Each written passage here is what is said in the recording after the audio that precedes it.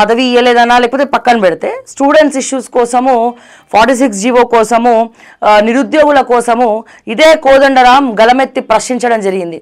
అయితే ఎప్పుడైతే కాంగ్రెస్ పార్టీ అధికారంలోకి రాగానే కోదండరాం గారు లాంటి వ్యక్తులకు ఎమ్మెల్సీ పదవి ఇచ్చారు. ఎమ్మెల్సీ పదవి ఇవ్వగానే ఏమైంది? కథం. ఇక ఇదే నిరుద్యోగులకు, ఇదే విద్యార్థులకు, ఇదే ఓయూ జేఏసీకి కోదండరాం గారు దూరం అయిపోయినారు.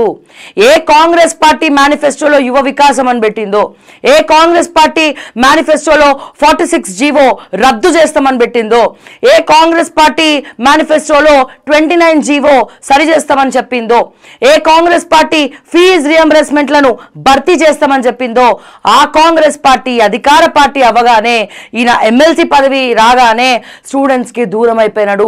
రేవంత్ రెడ్డి గారికి నిరుద్యోగుల తరపున, విద్యార్థుల తరపున వక్కాంత పుచ్చుకొని మాట్లాడిన పాపాన పోలేదు కోదండరాం గారు. నేనంటా దీన్నే కర్మ సిద్ధాంతం అంటారు. మీరు ఏదైతే మాట ఇచ్చి మాట నిలబెట్టుకోలేకపోయినారో కర్మ ఆటోమేటిక్గా ఎవరో వచ్చి ఏదో ఒకటి చేయక్కర్లేదు.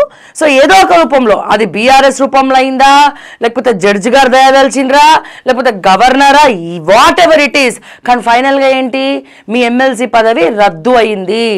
అంటే ధర్మో రక్షతి రక్షిత, మీరు ధర్మాన్ని కాపాడే ప్రయత్నం చేస్తే అది ఈ ధర్మం ఏ రూపంలోనే ఉండొచ్చు, ఎవరి రూపంలోనే రావచ్చు. దాన్ని మీరు రక్షించకపోతే ఏదో ఒక రూపంలో అది మీకు ఒక చెంపపెట్టులాగా తయారవుతుంది. మొన్నటికి మొన్న అశోక్ సార్ని అరెస్ట్ చేయడం జరిగింది. మీరు విద్యార్థులను కలవడు. నేను రేవంత్ రెడ్డి గారిని అడుగుతున్నా, ఈ రోజున విద్యాశాఖ మంత్రి వాడు రేవంత్ రెడ్డి గారు, ముఖ్యమంత్రి గారు. మరి విద్యాశాఖ మంత్రి అయి ఉండి ఎన్నడన్నా నిరుద్యోగులను, విద్యార్థులను కలిసిన రేవంత్ అన్నను ఒక్కనాడు వాళ్ళతో కలిసిన పాపాన పోలేదు. ఒక్కరోజు కూడా వాళ్ళతో కలిసి ముచ్చట పెట్టలేదు. ఒక్కరోజు కూడా ఒక ముఖ్యమంత్రి హోదాలో కానీ, ఒక విద్యాశాఖ మంత్రి హోదాలో కానీ నిరుద్యోగుల కష్ట సుఖాలు తెలుసుకోకపోగా ఆడవాళ్ళ మీద లాఠీ చార్జ్ చేయించినావు, స్టూడెంట్స్ మీద లాఠీ చార్జ్ చేయించినావు. ఆ తర్వాత ఏం చేసినావు? అశోక్, మీరు కలవరు, వినతి పత్రాలు తీసుకోరు. మీరు కలవరు, వినతి పత్రాలు తీసుకున్నప్పుడు ఏం చేయాలి? స్టూడెంట్స్ బరాబర్ వస్తారు, ముట్టడిచ్చినప్పుడు మీరు ఏం చేస్తారు? ఇక ఏ సినిమాలోనైనా పోలీసులు క్లైమాక్స్లా వస్తారు అన్నట్టు ఏ ప్రభుత్వంలో ఉన్నా మా విద్యార్థులకు, మా నిరుద్యోగులకు లాఠీ చార్జ్ తప్పట్లే. ఇష్టం వచ్చినట్టు. ఎవరండి మీరు? నిన్న మొన్న వచ్చి వాళ్ళ బాధ ఏదో వాళ్ళు పడుతున్నారు, వాళ్ళు తిప్పలేదో వాళ్ళు పడుతున్నారు.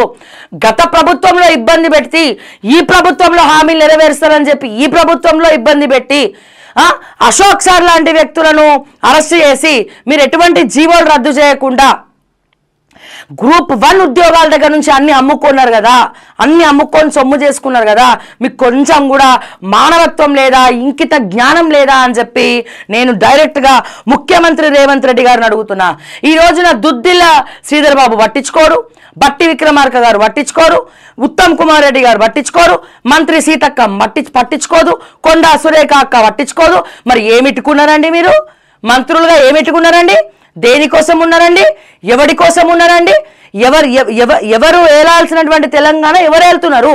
ఈ రోజున కాంగ్రెస్ పార్టీ అధికారంలోకి రావడానికి కారణం నిరుద్యోగులు కాదా, విద్యార్థులు కాదా? మన వేల ఓట్లు, లక్షల ఓట్లతో కాంగ్రెస్ పార్టీ అధికారంలోకి రాలే. పిచ్చకుంట్ల 1.8% తెలంగాణ రాష్ట్ర వ్యాప్తంగా 1.8% ఆర్ అప్రాక్సిమేట్లీ 2% ఓట్లతోటి కాంగ్రెస్ పార్టీ అధికారంలోకి వచ్చింది. ఒక్కొక్క నియోజకవర్గంలో 100 లేదా 200 ఓట్లతోటే ఎమ్మెల్యేగా కాంగ్రెస్ పార్టీ అభ్యర్థులు గెలిచినారన్న విషయం గుర్తుపెట్టుకోవాలి. ఈసారి ఓడిపోతే బంపర్ మెజారిటీతో ఓడిపోయే అవకాశం తెచ్చుకోకండి. ఆల్రెడీ అదే అయ్యేటట్టుంది. మీరు గెలిచిందే 2% ఓట్లతోటి. అది కూడా ఎవరోట్లో ఆ 2% ఓట్లు ఎవరు?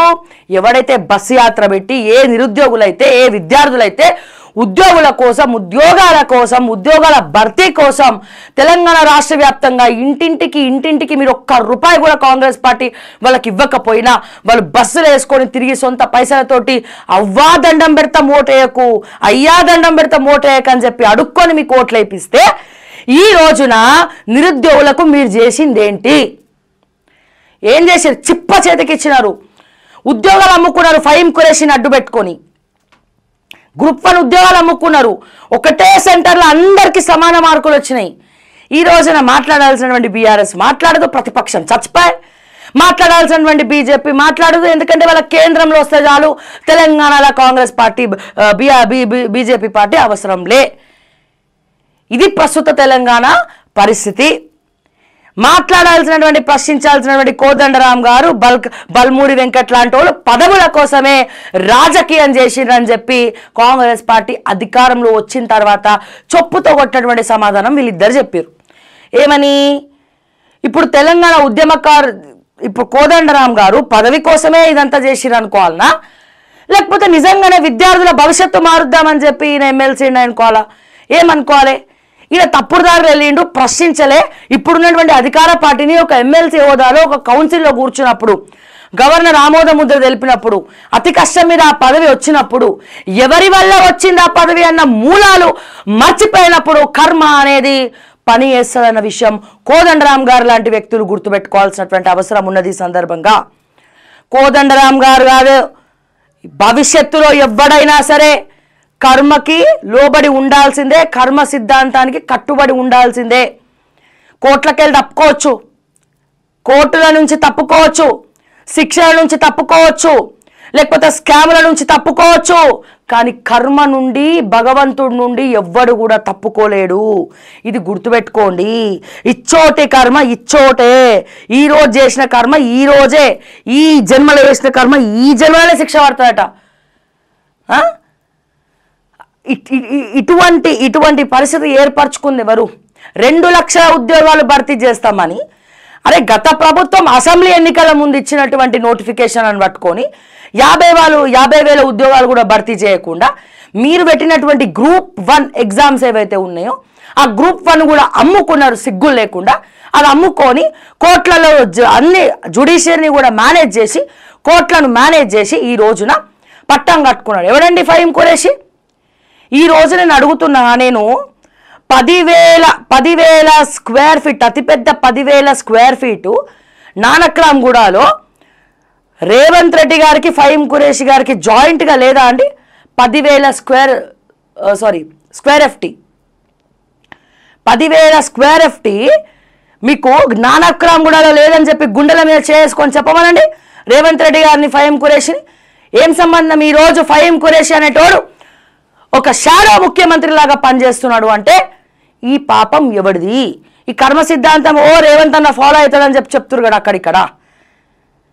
ఎందుకు తీస్తలేడు ఈ రోజున జైపాల్ రెడ్డి లాంటి వ్యక్తులు ఎందుకు తీస్తలేరు? ఎందుకంటే రేవంత్ రెడ్డి గారి ఆస్తులు ఎక్కడెక్కడున్నాయో ఈ ఫహీం ఖురేషికి, ఈ జైపాల్ రెడ్డికి, వీళ్ళందరికీ తెలుసు.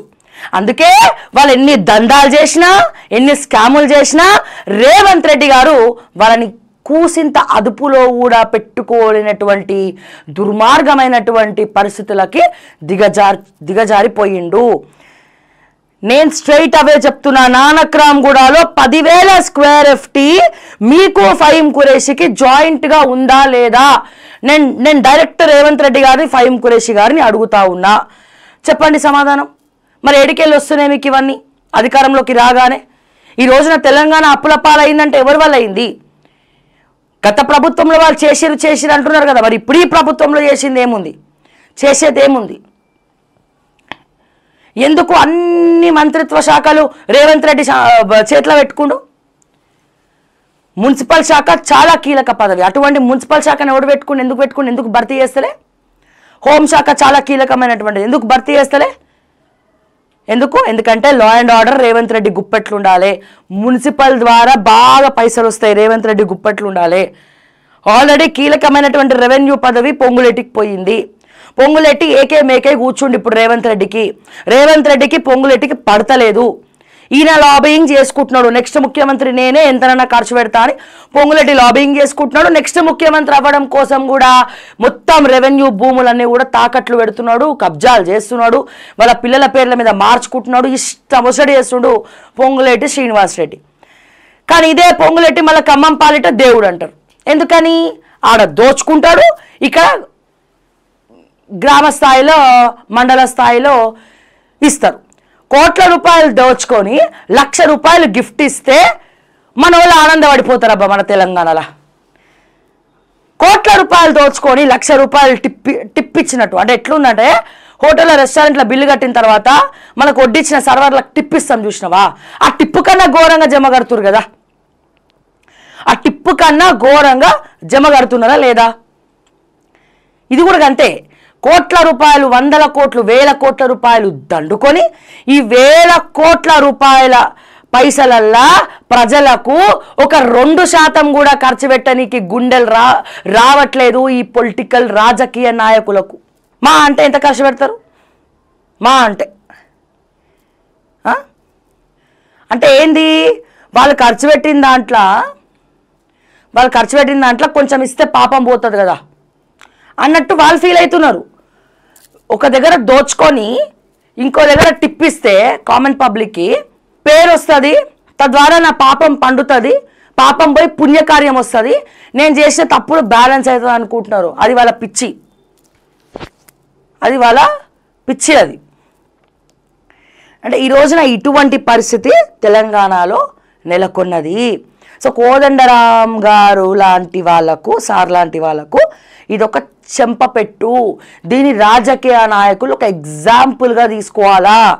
ప్రజలకు ఇస్తానన్న హామీలు ఇవ్వకపోతే ఏ రకమైనటువంటి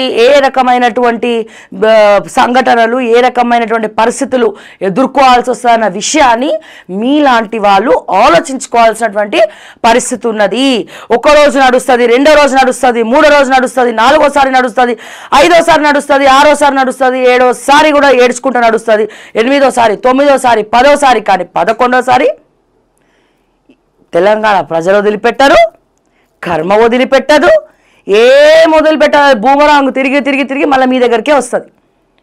శ్రీలంకలో ఏమైందండి, ఇష్టం వచ్చినట్టు స్కాములు చేసుకుంటూ పోతే శ్రీలంక ప్రెసిడెంట్, ప్రైమ్ మినిస్టర్ని రోడ్ల మీదకి ఉరికిచ్చి కొట్టిరండి శ్రీలంక పబ్లిక్. అటువంటి పరిస్థితులు తెలంగాణలో తెచ్చుకోకండి అని చెప్పి నేను కాంగ్రెస్ పార్టీకి క్లియర్గా చెప్తున్నా. మొన్న బట్టి గారు ఒక్క క్వశ్చన్ అడిగినా ఆన్సర్ చెప్పాడు, ప్రతి దానికి నవ్వుతాడు.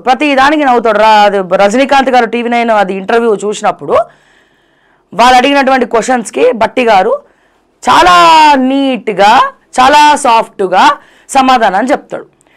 ఇదే నిరుద్యోగ భృతి గురించి ఇదే బట్టి గారు మదిరా నగరంలో పోయి స్పీచ్లు ఇస్తాడు. అసెంబ్లీలో నిరుద్యోగ భృతి గురించి అడిగితే మేము ఎప్పుడన్నాం, మేము అనలేదే, మేము ఎప్పుడన్నాం అంటారు. అంటే వీళ్ళందరూ గజనీ బ్రదర్ ఆఫ్ రజనీస్ అన్నమాట. పవర్లోకి వచ్చిన తర్వాత పవర్కి ముందు చెప్పినవన్నీ పవర్లోకి వచ్చిన తర్వాత మర్చిపోతారు. వీళ్ళు ఒక పేషెన్స్, వీళ్ళు పవర్లోకి వచ్చిన వాళ్ళు ఒక పేషెన్స్ తోటి సమానం, ఒక రోగితోటి సమానము. ఎందుకంటే ఇచ్చిన హామీలన్నీ కూడా మర్చిపోతారు. వీళ్ళు ఇచ్చినటువంటి ఒక పిచ్చకుంట్ల ఉచిత బస్సుకి పిచ్చి కొట్లాటలు, పంచాయతీలు అన్నీ ఇవే. నిన్న ఒక లేడీ కలెక్టర్ను ఇష్టం వచ్చినట్టు చితకబాదింది ఒక మహిళ. అంటే సిగ్గుచేటు ఇట్లాంటివి మాట్లాడుకోవడం, ఇవన్నీ కూడా మాట్లాడుకోవడం అనేది అంటే ఎటువంటి పరిస్థితులు, ఎటువంటి వాతావరణం తీసుకొస్తున్నారు. రేపటి రోజున తెలంగాణలో ఫ్యాక్షనిజం లాంటివి కూడా మొదలవుతాయా? ఆల్రెడీ అవుతున్నాయి. ఎక్కడంటే అక్కడ కొట్టుకుంటున్నారు, ఎక్కడంటే అక్కడ ఈ ఏమంటారు హత్యకు ప్రేరేపిస్తున్నారు, ఎక్కడంటే అక్కడ ఇష్టం వచ్చినట్టు నడుస్తున్నాయి. మరి ఇది ఒక మరో రాయలసీమలక తయారు చేస్తున్నారా? ఒక బందిపోట్ల ముఠా అయితే తెలంగాణ తిరుగుతుంది. ఆంధ్రాకి సంబంధించినటువంటి కొంతమంది పొలిటికల్ రాజకీయ నాయకులు, పొలిటికల్ హంతకులు అనుకుందాం పోనీ, వాళ్ళు మొత్తం తెలంగాణలో పాగా వేసి ఉన్నారు. పోనీ గత ప్రభుత్వంలో లేరా అంటే అప్పుడు గదే పరిస్థితి. మెగా కృష్ణారెడ్డి ఓడండి, ఆంధ్రోడు కాదా? కేటీఆర్ ఏమన్నా సుద్దపూసనా? ఆంధ్రోడికే తీసుకొచ్చి ప్రాజెక్టులు అప్పచెప్పిండు కదా. బ్రిడ్జిల దగ్గర నుంచి 4 ఉన్నారు, కమ్మ, కాపు, చౌదరి, రెడ్డి. ఈ 4కి తీసుకుపోయి ఫ్లైఓవర్ల దగ్గర నుంచి వాళ్ళకే టెండర్లు ఇచ్చినారు. వితౌట్ టెండర్ వేయకుండా మన ఊరు మనబడి ప్రాజెక్టు తీసుకుపోయి కూడా మెగా కృష్ణారెడ్డి లాంటి వ్యక్తికి కట్టబెట్టిండు. వాళ్ళేం సుధపూసలు కాదే, వాళ్ళేం చక్కని వాళ్ళు కాదే, వాళ్ళు ఆంధ్రోలకే ఇచ్చిరు. వీళ్ళైతే ఇంకా దిగజారిపోయి ఇంకా మొత్తం ఆంధ్ర వాళ్ళకే పెత్తనాలు చేపట్టిండ్రు. ఇందులో ఒక్కటంటే ఒక్కటి తప్పని ఒప్పుకోరేవంతనా నా ముక్కు నేలకు రాస్తా. నేను ఒక్కటంటే ఒక్కటి, నేను చెప్పింది అబద్ధం, చలో నేను చెప్పింది అబద్ధం అని ఒక్కటంటే ఒక మాట నువ్వు ఒప్పుకో, నా ముక్కు నేలకి రాసి క్షమించు రేవంత్ రెడ్డి అని చెప్పి క్షమించు రేవంత్ రెడ్డి అని చెప్పి లైవ్లా వచ్చి నీ కాలు పట్టుకుంటా నేను చెప్పింది అవాస్తవం అయితే